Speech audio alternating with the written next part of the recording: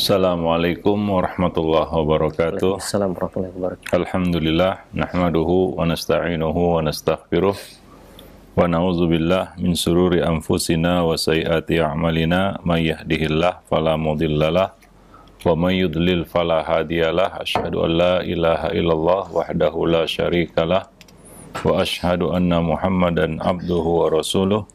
Ya ayyuhalladzina amanu ittaqullaha haqqa tuqatih wa la tamutunna illa wa antum muslimun. Amma ba'du. Para pemerhati roja kaum muslimin dan muslimat yang dimuliakan Allah, alhamdulillah pada kesempatan pagi ini kita dapat bertemu kembali ya di dalam kajian rutin di Selasa pagi bersama buku Mendidik Anak Tanpa Amarah. Pagi ini kita akan melanjutkan pembahasan, yaitu kita sampai pada pembahasan bimbingan yang menyenangkan. Sebelumnya kita setelah membahas ya mengenai bentuk-bentuk ataupun beberapa hal yang bisa kita lakukan sehingga pelajaran ya materi pendidikan yang ingin kita sampaikan itu menjadi suatu yang efektif dan menyenangkan, mudah ya, membuat suatu hal itu mudah, yassiru wala tu'assiru, mudahkan dan jangan dipersulit. Sesuatu yang bisa kita permudah, apalagi bimbingan ya, hak, kebenaran, nasihat itu berat ya, maka perlu kita sampaikan dengan cara yang menyenangkan ya, sehingga lebih mudah untuk diterima ya. Di antaranya adalah pertama ya kita sebutkan, yaitu mendidik dengan keteladanan. Kadang-kadang anak juga bosan dengar suara kita ya, tiap hari kita omongin, tiap hari kita jelasin ya. Mungkin juga kadang-kadang anak itu bosan ya dengan cara itu, maka bisa dilakukan dengan memberikan teladan ya, contoh. Sebagaimana dikatakan bil misal yattadihul maqal, dengan contoh maka kata-kata akan menjadi jelas ya. Maka ini salah satu caranya supaya ada variasi di dalam menyampaikan ilmu dan nasihat, yaitu dengan cara memberikan contoh ya. Coba kasih contoh, mungkin itu lebih bisa dipahaminya daripada kata-kata kita ya. Nah, yang terus mungkin kita ulang-ulangi setiap hari ya. Maka pendidikan yang paling efektif adalah dengan contoh dan teladan ya, kita beri contoh. Kemudian kita juga sudah bicarakan tentang menyertai ya, mengisi ya nasihat dan bimbingan itu dengan kasih sayang. Ini ada muatan kasih sayang, itu harus perlu kita bubuhkan di situ, sehingga ini akan mempermudah anak untuk menerima ya, karena jiwa manusia akan terpengaruh dengan sesuatu yang dihiasi dengan keindahan, kelembutan dan kasih sayang. Ya, maka Allah mengatakan wa qulu linnasi husna, dan berbicaralah kamu kepada manusia dengan kata-kata yang baik ya. Nah, ini perlu kita sertakan di situ ya, kasih sayang. Demikian juga Allah berkata kepada Musa dan Harun, faqula lahu qawlan layyina, katakanlah kepadanya, yaitu Firaun, kata-kata yang lembut ya, la'allahu yatadzakkaru aw yakhsha, mudah-mudahan dia ingat dan takut. Nah, demikian. Ya, jadi nasihat itu perlu juga kita sertakan ya dengan bentuk kasih sayang ya. Ya, kita dengan cara yang lemah lembut, kata-kata yang enak didengar ya, yang nyaman di telinga ya, itu juga akan mempermudah ya anak untuk menerima kata-kata kita ya. Jangan gunakan kata-kata yang ketus, pedas ya, dan cenderung nyelekit ya. nggak enak didengar juga, ya, dan cenderung jiwa akan menjauh dan lari darinya, ya. Ya, termasuk juga di sini adalah menggunakan kata-kata yang mudah dan dapat dipahami, ya, tidak hal yang sulit dan rumit untuk dipahaminya. Baik, itu 2 poin yang sudah kita bahas sebelumnya, ya. Berikutnya adalah, ya, ini berkaitan dengan cara, ya, metode ataupun kita katakan siasat juga, ya, di dalam menyampaikan suatu yang, ya, penting dan perlu, ya. Sementara itu tidak mudah untuk diterima. Maka salah satu caranya adalah dengan mengemas nasihat itu di dalam sebuah kisah dan cerita, ya, yaitu dalam bentuk kisah dan cerita. Ya, mengapa kita harus pandai bercerita di depan anak? Ya, karena ini metode Qur'ani. Allah Subhanahu wa taala membimbing manusia, salah satunya adalah dengan kisah-kisah. Ya.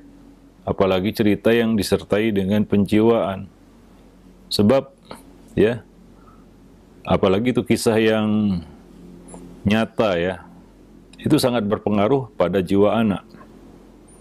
Ya, akan memperkokoh ingatan anak dan kesadaran berpikirnya. Ya, ini adalah pelajaran yang mudah dicerna, dipahami.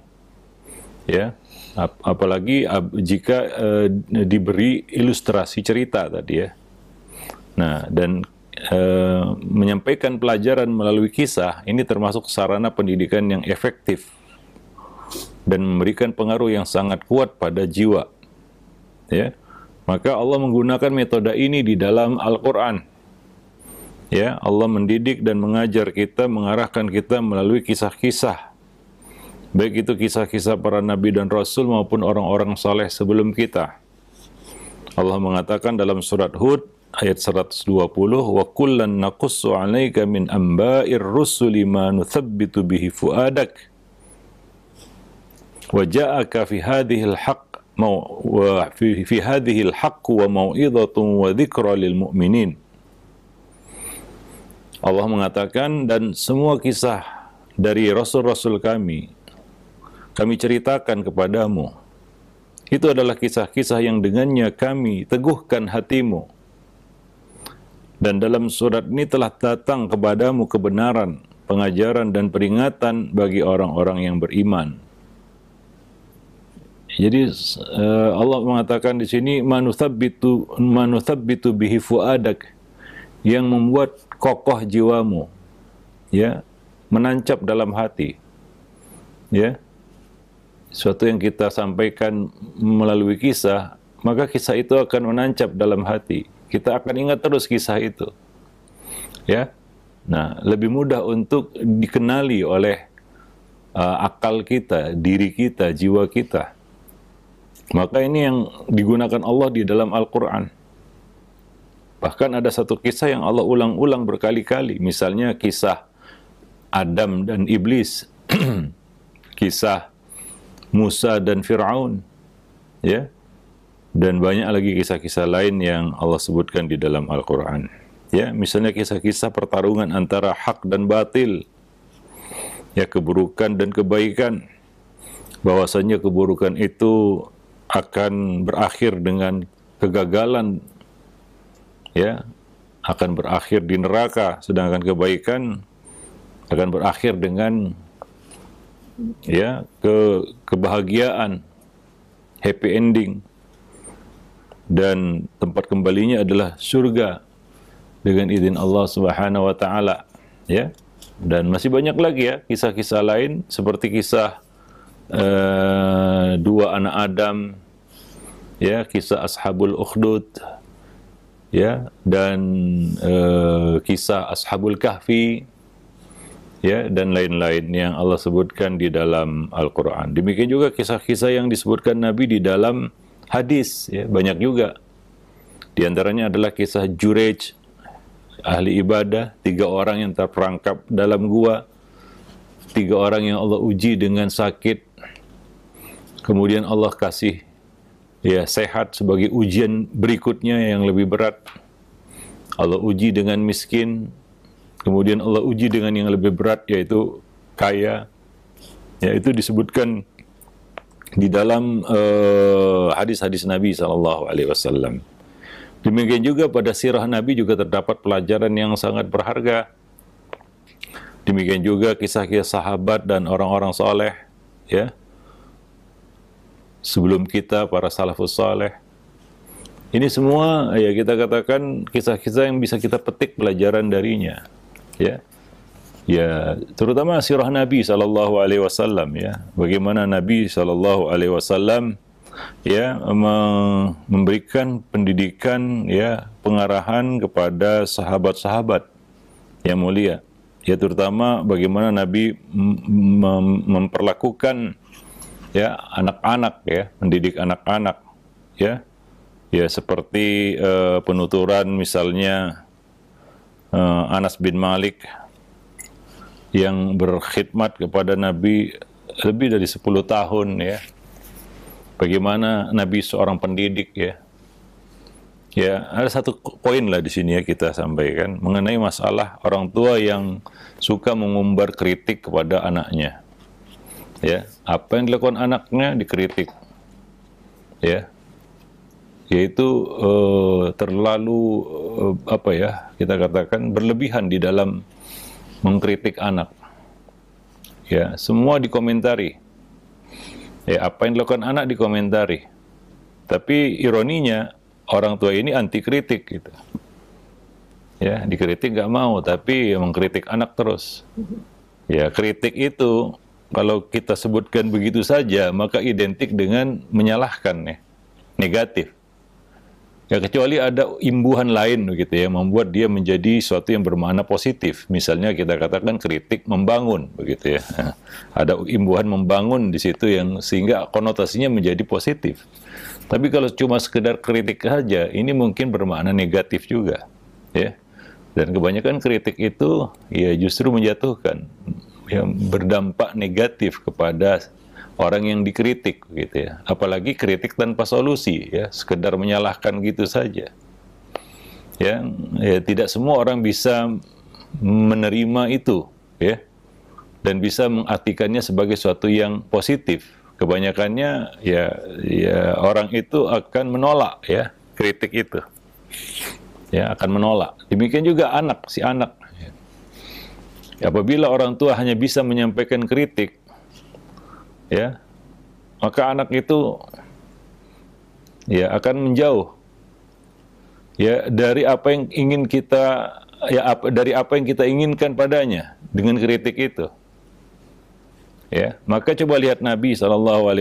Ini salah satu kisah, ya atau pelajaran yang dapat kita petik, ya, dari kisah-kisah sirah, ya, para nabi dan rasul, terutama Nabi kita Muhammad SAW yang telah Allah jadikan beliau sebagai teladan, ya, laqad kana lakum fi rasulillahi uswatun hasanah. Mungkin dari sebagian orang tua mengatakan, ya, anak perlu dikritik Ustadz. Ya, kalau nggak dikritik dia nggak tahu, gitu. Ya, beda menyampaikan ilmu dengan kritik. Ya, menyampaikan ilmu perlu sabar. Kalau kritik itu asbun juga bisa itu. Asal bunyi, yang penting bunyi aja dia. Ya, nah, lebih kepada melampiaskan kekesalan kritik itu. Ya, ketidaksetujuan itu saja. Tapi menyampaikan ilmu kan perlu sabar, perlu, ya, cara yang santun kan begitu ya, perlu sabar, itu yang jelas. Jadi beda itu menyampaikan ilmu dengan menyampaikan kritik. Kalau kritik kita asal ngomong saja, asal bunyi aja mungkin bisa. Namanya kritik. Tapi menyampaikan ilmu enggak seperti itu. Orang tua kebanyakan ya hanya bisa menyampaikan kritik tapi tidak bisa menyampaikan ilmu. Karena mungkin kurang sabar gitu ya. Nah, atau orang yang ingin terburu-buru ke susu, ingin cepat memetik hasil, maka yang bisa dia lakukan hanyalah kritik. Ya, hanyalah kritik. Ilmu nggak bisa. Ya, ilmu nggak sabar dia. Baik. Nah, kita ambil petik, ya, satu pelajaran dari apa yang dikatakan oleh Anas bin Malik. Beliau ini bertahun-tahun, ya, melayani Nabi, dekat dengan Nabi. Apa kata beliau? Nah, selama 10 tahun aku berkhidmat melayani Nabi. Beliau tidak pernah berkata kepadaku tentang apa yang tidak aku lakukan. Kenapa tidak kamu lakukan? Atau apa yang aku lakukan, kenapa kamu lakukan? Ya. Nah, itu kan mungkin hal yang sederhana sering terjadi ya. Kita lebih suka jadi komentator gitu. Ya, menjadi kritikus gitu ya. Apa yang dilakukan anak, kenapa kamu buat begini? Kenapa tidak kamu buat begini? Ya, begitu. Tapi Nabi nggak pernah seperti itu. 10 tahun bersama Anas. Anas waktu itu ya masih kecil ya. Ya, belum lagi menjadi orang yang dewasa begitu. Masih kecil, anggaplah remaja. Itu yang dilakukan Nabi terhadap Anas. Beliau tidak pernah banyak mengomentari apa yang dilakukan Anas atau apa yang tidak dilakukan Anas. Nah, dari situ kita tarik satu faidah ya, bahwasanya Nabi tidak menyampaikan kritik, tapi Nabi menyampaikan ilmu dan bimbingan. Ya, Nabi menyampaikan bimbingan kepada Anas, menyampaikan pelajaran. Ini perlu kesabaran. Ya, dan itu yang kadang-kadang kita nggak mampu. Ya, para pemerhati roja kaum muslimin dan muslimat yang dimuliakan Allah. Jadi ada di buku ada apa dengan remaja, kita sebutkan satu bab di situ ya, cara untuk membangun komunikasi dengan anak remaja adalah ya menghindari ya kritik-kritik yang berlebihan. Ya, tapi lebih kepada memberikan bimbingan, ya, ilmu, ya, masukan, ya, informasi ilmiah. Itu yang perlu disampaikan ya, nah kepadanya, bukan kritik. Seperti halnya Nabi SAW ya terhadap Anas bin Malik. 10 tahun Nabi tidak pernah berkata kepada Anas, kenapa tidak kamu lakukan ini? Kenapa kamu lakukan ini? Kalau kita mungkin sudah nggak terhitung lah kita berkata seperti itu kepada anak-anak kita ya. Karena ketidaksabaran kita ingin mengomentari apa yang dilakukannya, begitu. Kayaknya nggak tahan lagi kita untuk mengatakan, kenapa kamu buat begini? Kamu kan sudah besar, kenapa kamu begini? Kamu kan ini, kenapa begitu? Kamu kan sudah disekolahkan, kenapa gini? Ya, itu kan bukan ilmu sebenarnya. Lebih kepada melampiaskan kekesalan sebenarnya kepada anak ini. Ya, nah demikian. Wallahu alam bisawab. Ya, itu salah satu kita katakan ya hal yang bisa kita petik ya dari sirah Nabi. Maka kalau kita kumpulkan ya hadis-hadis Nabi berkaitan dengan bagaimana Nabi memberikan bimbingan, pendidikan kepada anak-anak ya, anak-anak ya, sahabat-sahabat ya waktu itu masih belia atau masih remaja, itu luar biasa. Itu menunjukkan bahwa Nabi itu ya begitu memahami psikologi anak gitu ya. Sangat-sangat ya, boleh kita katakan tidak ada yang bisa melampaui beliau di dalam hal ini. Ya, tidak ada yang menyamai apalagi melampaui. Wallahu alam bisawab. Beliau begitu mengerti dan menguasai psikologi anak kita. Sehingga beliau tidak melakukan apa-apa yang itu berbahaya. Jangankan berbahaya, menimbulkan hal yang jelek atau negatif saja tidak Nabi lakukan kepada mereka. Sebagai contoh, judul buku ini yaitu Tanpa Amarah. Itu yang dilakukan oleh Nabi terhadap anak-anak.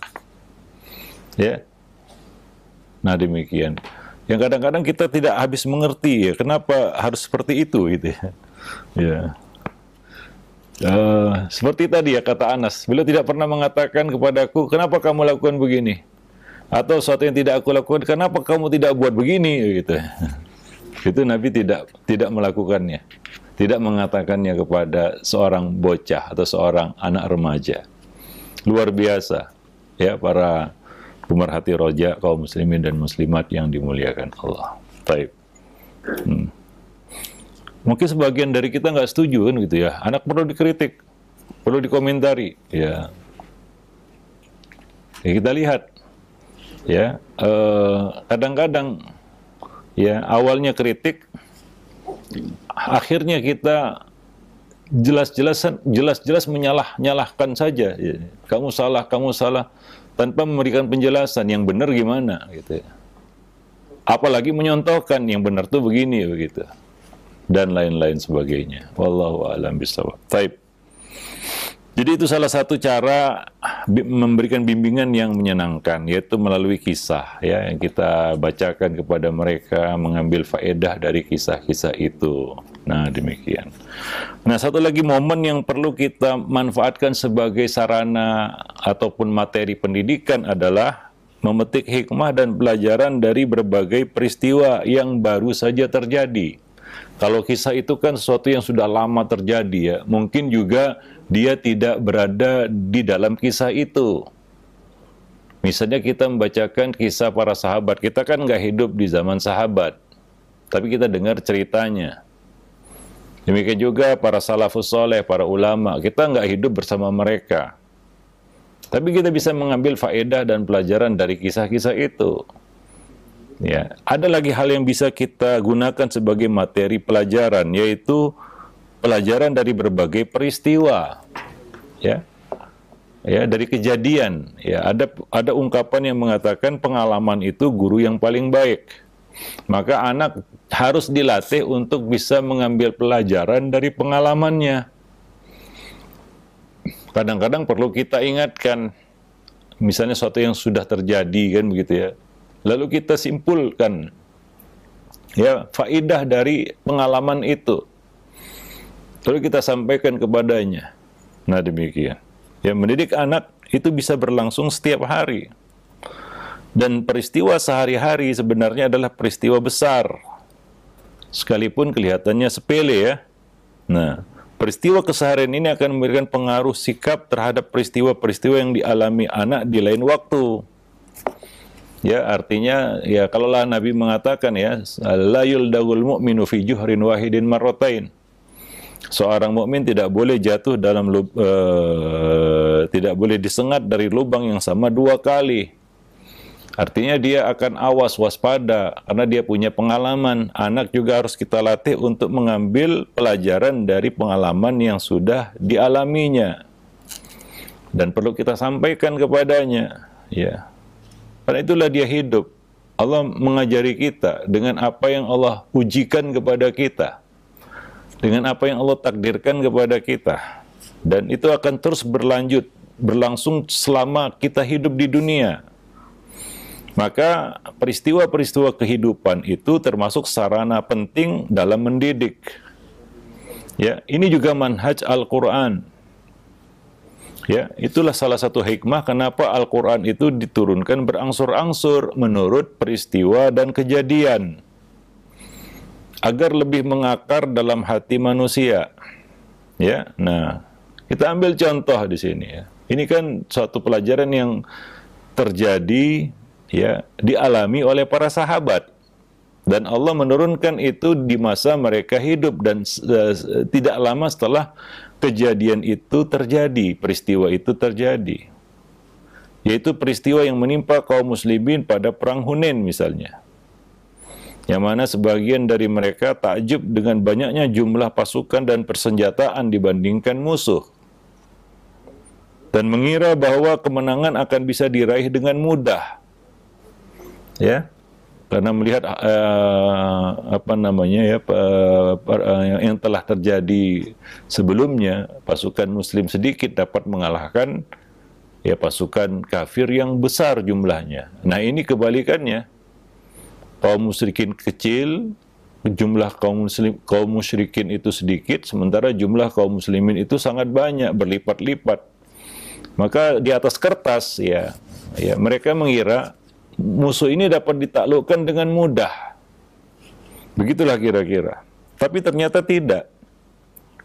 Ya, justru mereka ya menjadi lalai, abai ya terhadap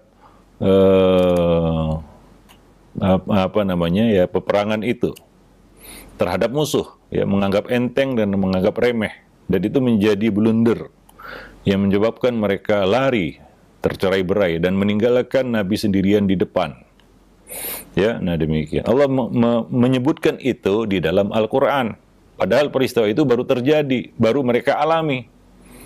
Dan Allah menurunkan ya ayat yang menceritakan hal itu supaya mereka mengambil pelajaran dari peristiwa yang baru saja mereka saksikan, mereka alami sendiri, mereka pelakunya. Beda dengan kisah-kisah yang sebelumnya mereka tidak hidup di zaman itu. Ya, Allah mengatakan walaqad nasarakumullahu fi mawatin katsirah. Sungguh Allah telah memberikan kemenangan kepadamu wahai orang-orang yang beriman di medan peperangan yang sangat banyak sebelumnya ya. Di perang Badar dan lain-lain. Wa yauma Hunain, dan ingatlah hari perang Hunain. Id a'jabatkum kasratukum falam tughni ankum syai'a. Wa dhaqat 'alaikumul ardu bima rahubat thumma wallaitum mudbirin. Sungguh Allah telah menolong kamu wahai orang-orang yang beriman di medan peperangan yang banyak, dan ingatlah peperangan Hunain, yaitu di saat kamu menjadi takjub ya, congkak karena banyaknya jumlahmu. Maka jumlah yang banyak itu tidak memberi manfaat kepadamu sedikit pun. Dan bumi yang luas itu telah terasa sempit olehmu, kemudian kamu lari ke belakang dengan bercerai-berai. Itu yang terjadi di peperangan Hunain. Ya, artinya Allah ingin memberikan pelajaran kepada orang-orang yang beriman, jangan terbuai, jangan takjub dan menjadi pongah dan sombong, takabur, congkak karena jumlah yang banyak. Bahwa boleh jadi jumlah yang banyak itu tidak menolong kita sedikit pun, ya, bukan merupakan jaminan garansi kemenangan. Ya, nah karena kelalaian Allah hukum mereka sehingga mereka lari ke belakang tercerai-berai. Ya, nah demikian. Jadi ini adalah peristiwa yang mengetuk hati mereka dan pelajaran yang sangat berharga. Jadi ini merupakan manhaj Qur'ani yang menjadikan sebuah peristiwa sebagai pelajaran yang membawa kebaikan, meluruskan ya kesalahan-kesalahan yang telah terjadi sebelumnya. Ya, maka siogianya ya, orang tua dalam hal ini menjadikan peristiwa yang terjadi sehari-hari itu sebagai pelajaran. Ya, bisa mengemasnya dalam suatu bentuk materi pelajaran yang kita sampaikan kepada anak. Ya, nah demikian. Wallahu a'lam bishawab. Ya, dan lebih luas lagi ya, menjadikan setiap peristiwa yang melintas dalam kehidupan sebagai pelajaran bagi anak, ini menjadi suatu pelajaran yang akan melekat ya dalam benaknya dan mudah untuk dipahaminya juga karena dia mengalaminya juga. Ini adalah pelajaran yang mudah untuk dipetik dan diambil faedahnya oleh seseorang karena ya mungkin dialah yang merasakan langsung, kan begitu ya. Nah, jadi tapi kadang-kadang ya anak itu perlu dilatih dia untuk bisa memetik hikmah dan pelajaran dari apa yang sudah terjadi. Ya, menanamkan kepadanya bahwa mukmin pantang untuk jatuh dalam satu kesalahan berulang-ulang. Ya, menemui kegagalan di di pintu yang sama berkali-kali. Ya, seorang mukmin adalah orang yang bijaksana dan cerdas. Ya, orang yang pintar, bukan orang yang lengah dan lalai, bukan orang yang ghaflah, ya, bukan orang yang abai, tapi dia selalu mengambil memetik pelajaran ya dari peristiwa-peristiwa yang dijalaninya, sehingga semakin ke depan semakin berumur ya, semakin meningkat umurnya, semakin meningkat kedewasaan dan kewaspadaannya. Semakin baik dia. Nah, itu mukmin, para pemerhati roja kaum muslimin dan muslimat yang dimuliakan Allah. Baik. Ya, itu salah satu cara ya yang bisa kita gunakan untuk menyampaikan bimbingan dan nasihat, pelajaran dan ilmu. Berikutnya adalah dengan pembiasaan. Ada pepatah yang mengatakan Allah bisa karena biasa ya. Allah bisa karena biasa. Ya, memberikan pembiasaan ataupun melatih anak dengan kebiasaan-kebiasaan. Nah, ini perlu waktu ya. Ya, Allah bisa karena biasa itu perlu waktu. Maka biasakan anak melakukan kebaikan secara berkesinambungan. Ya, nah demikian. Ya, tidak perlu ya kita katakan kita push di depan ya. Ya, kita paksakan di depan, akhirnya dia akan keteteran di belakang.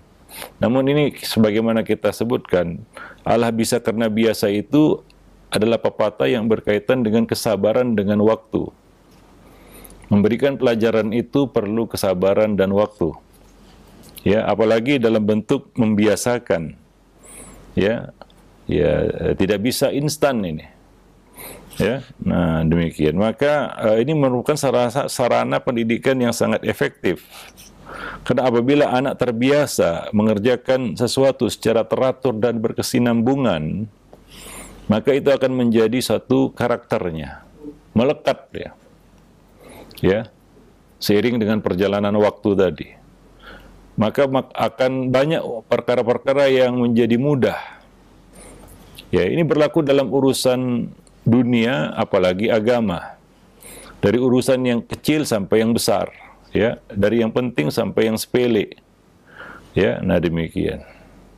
Jadi menanamkan kebiasaan itu, seperti kata Ibnul Qayyim, ya, bahwa anak itu akan tumbuh dengan apa yang dibiasakan oleh pendidiknya, yaitu di waktu kecil. Ya, nah demikian. Jadi tanamkan kepada mereka kebiasaan melakukan sesuatu yang baik, yang membawa kebaikan bagi mereka dalam urusan dunia maupun agama mereka. Ya, baik itu di dalam bab ibadah, sopan santun dan akhlak, atau rutinitas keseharian. Ya, dalam hal bertutur kata misalnya, perlu dibiasakan anak itu bertutur kata yang baik. Ya, dan ini akan menjadi suatu kebiasaannya. Ya, kalau anak kita biasakan bicara teriak-teriak, maka itu akan menjadi kebiasaannya juga sampai dia besar. Nah, biasanya kalau sudah melekat pada dirinya, itu susah untuk dirubah ya, walaupun bisa tapi susah. Sebagaimana dikatakan watu ada obatnya, tapi kalau sudah jadi watak itu susah dicari obatnya.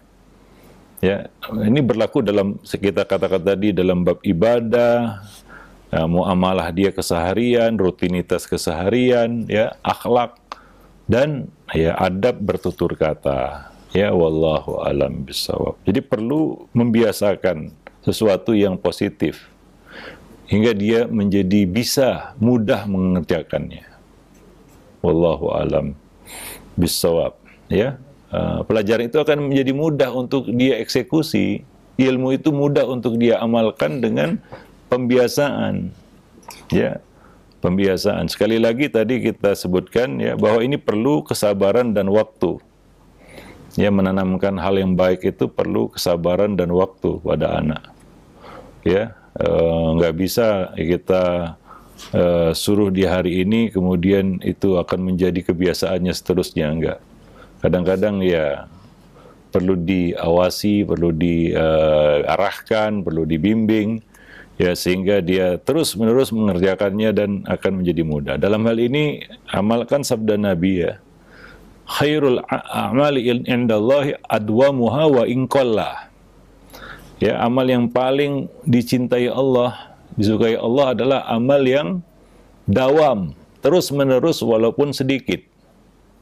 Nah, kepada anak juga demikian, jangan diforsir ya, jangan kita terlalu besar ambisinya, dia melakukan ini itu hingga dia kadang-kadang berat untuk membiasakan hal-hal itu. Ya, jadi mulai dari yang ringan supaya mudah kita biasakan gitu ya. Maka mulailah suatu itu dari yang ringan. Ya, kemudian baru meningkat sedikit demi sedikit. Ya, karena tujuan kita adalah pembiasaan. Sebagai contoh salat malam. Kalau kita mulai dari yang ringan lah, yaitu salat malam sebelum tidur, witir, mungkin 1 rakaat. Ya, kita ingin biasakan itu dalam waktu yang lama ya. Ini kita katakan perlu waktu lama dan sabar. Kita lakukan itu dalam waktu yang lama. Ya, lama-kelamaan itu trennya bisa meningkat. Ya, biasanya seperti itu ya. Kalau kita mulai dari yang mudah, dari yang sedikit dulu, lama-lama menjadi bukit kan gitu. Itu kata pepatah, sedikit demi sedikit lama-lama jadi bukit. Trennya akan naik gitu ya. Tapi kalau kita mulai dari yang paling berat, paling banyak ya, paling berat, paling sulit, maka grafiknya cenderungnya menurun. Ya, karena kita nggak akan bisa mempertahankan itu setiap waktu. Lama-lama akan terus menurun, mungkin akan sampai kepada titik nol kembali, yaitu kita meninggalkannya. Tapi kalau sudah menjadi kebiasaan, berat untuk turun kembali. Ya, karena sudah jadi kebiasaan. Kalau nggak dilakukan nggak enak begitu ya. Itulah kata pepatah, Allah bisa karena biasa. Karena sudah terbiasa, ada orang yang sudah terbiasa, maka disuruh meninggalkannya pun dia susah. Disuruh meninggalkan susah gitu ya. Kenapa? Karena sudah jadi pepatah tadi, Allah bisa karena biasa. Ya, karena dia mulai dari satu yang ringan dulu, ya, itu trennya akan naik, meningkat. Tapi kalau dari yang berat dulu, maka trennya akan menurun dan terus menurun, begitu ya. Wallahu a'lam bishawab. Ya, karena ia merasa gagal, ada perasaan gagal ya ketika kita mulai dari satu yang tinggi, yang puncak, yang banyak, yang berat. Ketika terus menurun, ada perasaan gagal kita. Dan akhirnya merasa tidak mampu. Jangan-jangan inilah salah satu tipu daya setan juga. Supaya membuat kita lemah, akhirnya apa? Saya nggak mampu. Karena ukurannya adalah suatu yang berat, yang banyak, yang sulit. Maka mulailah sesuatu itu dari hal yang mudah dulu. Hingga kita juga nggak merasa terbebani. Si anak juga nggak merasa terbebani untuk melakukannya. Tapi ini perlu terus dikawal, karena tadi kita sebutkan perlu waktu yang panjang ini. Long term ini ya. Pendidikan yang membutuhkan waktu yang panjang. Ya, hingga akhirnya lama-lama itu menjadi suatu kebiasaan yang melekat. Berlakulah pepatah tadi, Allah bisa karena biasa.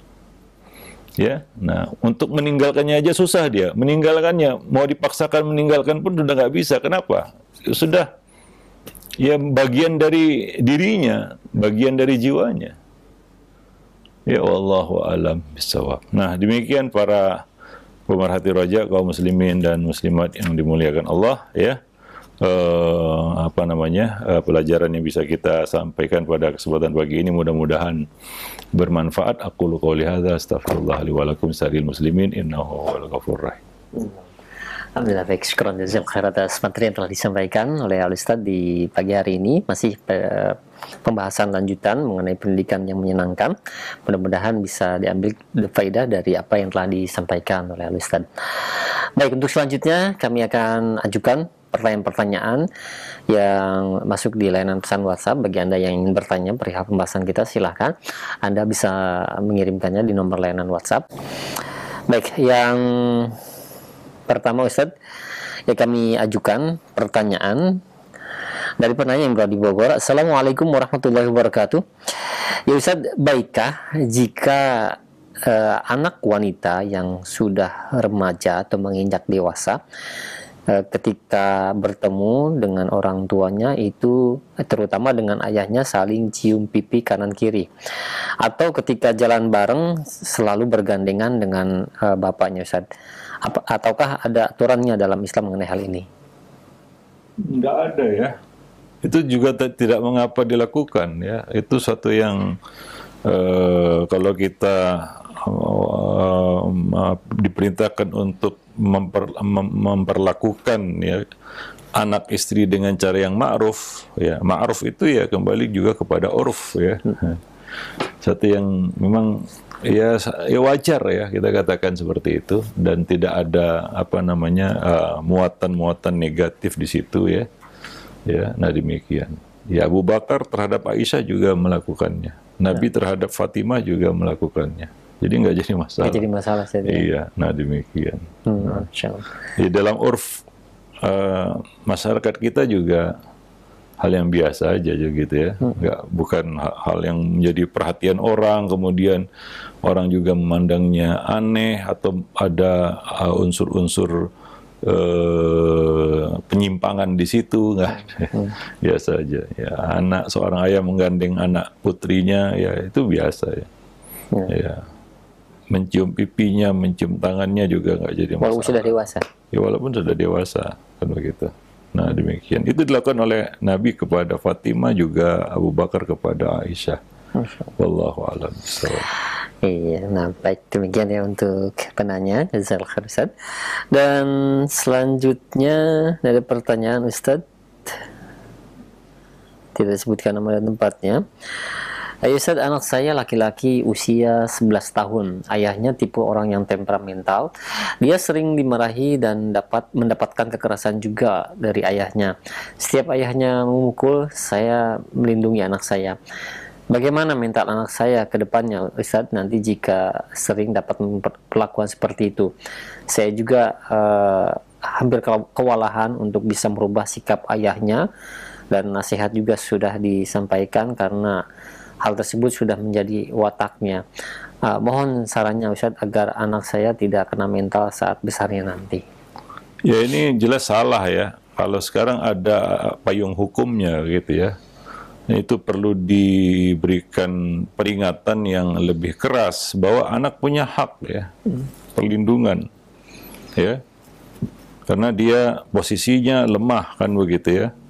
Nah, artinya dia bisa menjadi objek kekerasan dari orang tuanya, terutama di sini yang ditanyakan adalah apa? Ayahnya kan begitu ya. Tidak selayaknya anak diperlakukan seperti itu, dan tidak sepatutnya juga orang tua berbuat seperti itu. Maka kita hidup di negeri yang ada aturan dan hukumnya ya, begitu ya. Ada payung hukum yang melindungi anak begitu ya, apalagi sekarang ada KPAI dan lain sebagainya ya. Yang mungkin orang tua itu perlu diberikan peringatan yang agak serius begitu ya. Artinya ini enggak bukan hal yang sepele begitu ya. Lalu dia beranggapan ini anak-anakku mau lakukan apapun terserah aku, enggak seperti itu ya. Nah demikian. Wallahu a'lam bishawab. Sama aja seperti dirinya, dia tidak boleh memperlakukan dirinya sendiri dengan apa? Dengan zalim kan begitu ya, apalagi orang lain, ya itu anaknya pula kan begitu yang seharusnya dia melindunginya ya. Maka perlu ancaman yang lebih serius ya, kita ingatkan bahwasanya ini bisa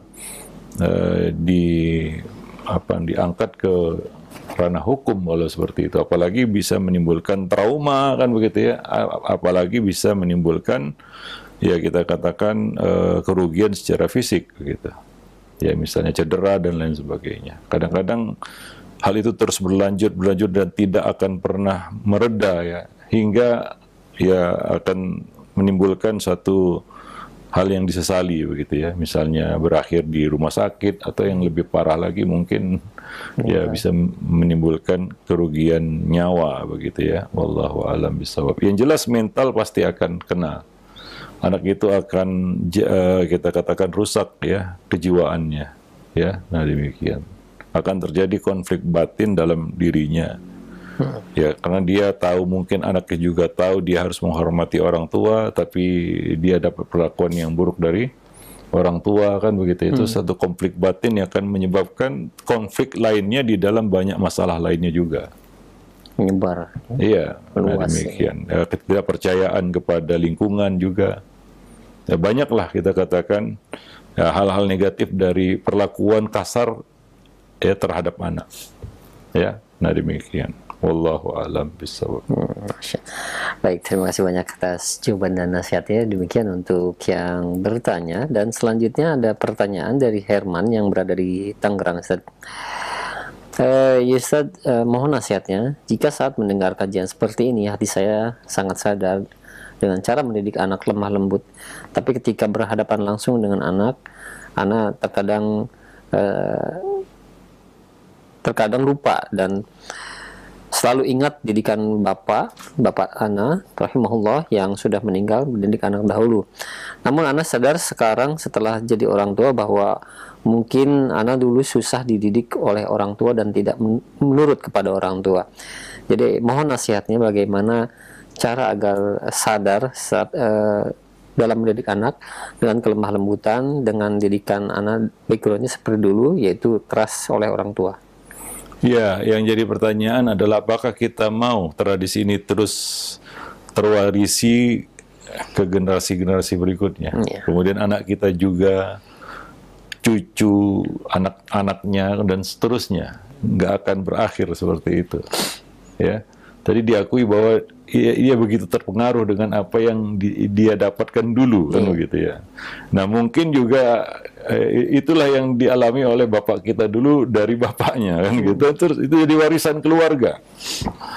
Ya, itu perlunya kita belajar apa yang salah diperbaiki kan begitu ya, bukan jadi warisan begitu ya. Nah, itulah tadi kita sebutkan, ketika kita menampilkan sesuatu kepada anak tanpa disadari, suka tidak suka, sadar tidak sadar, kita telah memberikan contoh.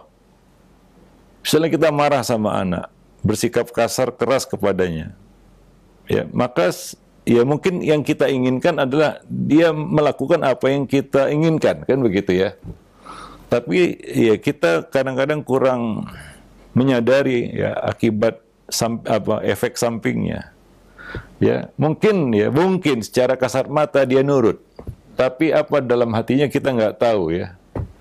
Apa pengaruh terhadap jiwanya kita nggak mengerti.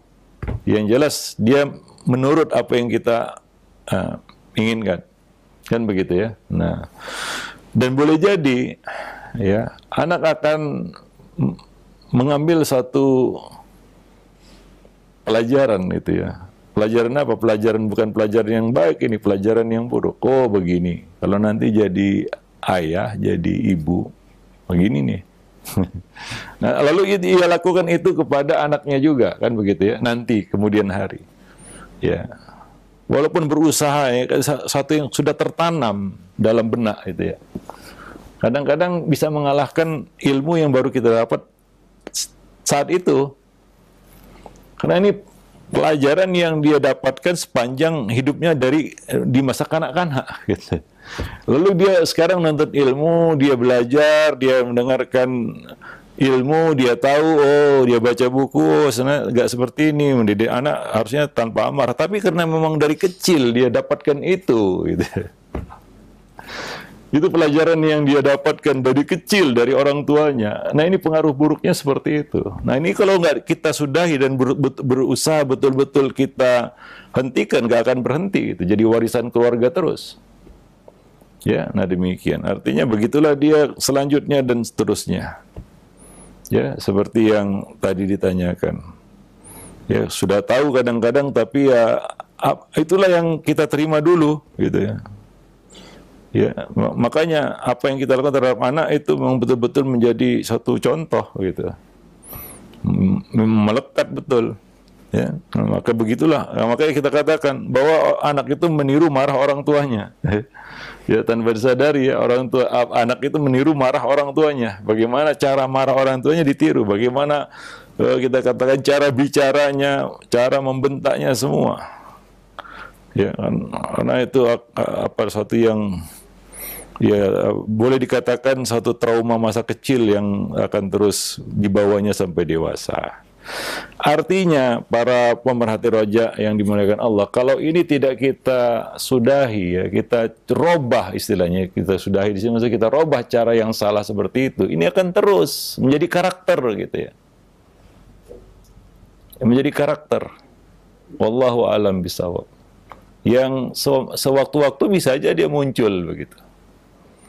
Ya, spontan bisa aja muncul.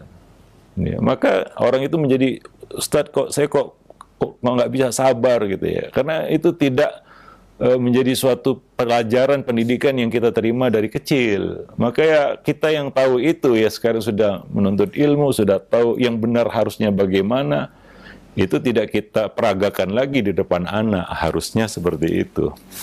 Sehingga terputuslah mata rantai yang nggak baik itu ya.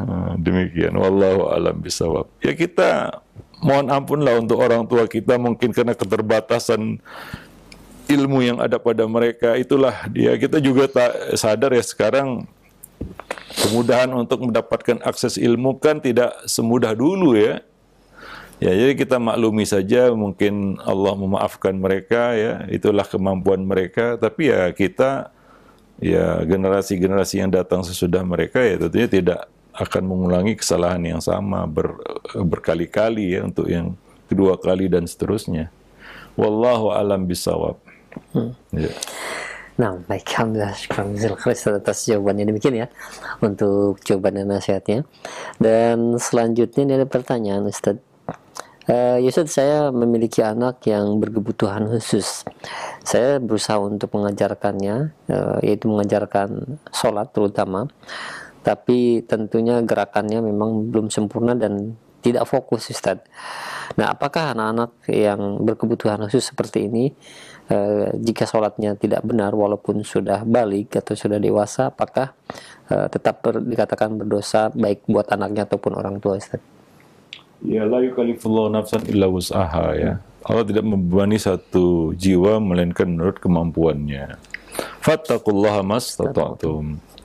Ya, manusia diberikan kemampuan yang berbeda-beda. Maka ada kaidah fikih yang berbunyi al-qudratu manatu taklif. Kemampuan itu adalah alasan dijatuhkannya suatu taklif, yaitu kewajiban. Jadi semua menurut kemampuan yang dimiliki.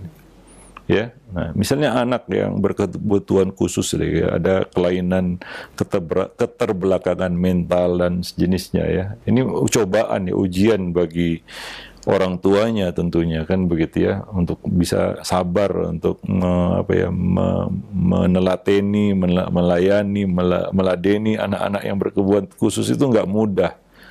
Ya, perlu sabar yang ekstra di situ, ya, dan ya jangan terbebani dengan target-target atau membandingkannya dengan yang lain. Itu sangat tidak fair, ya. Kita bandingkan anak seperti ini dengan anak-anak yang normal.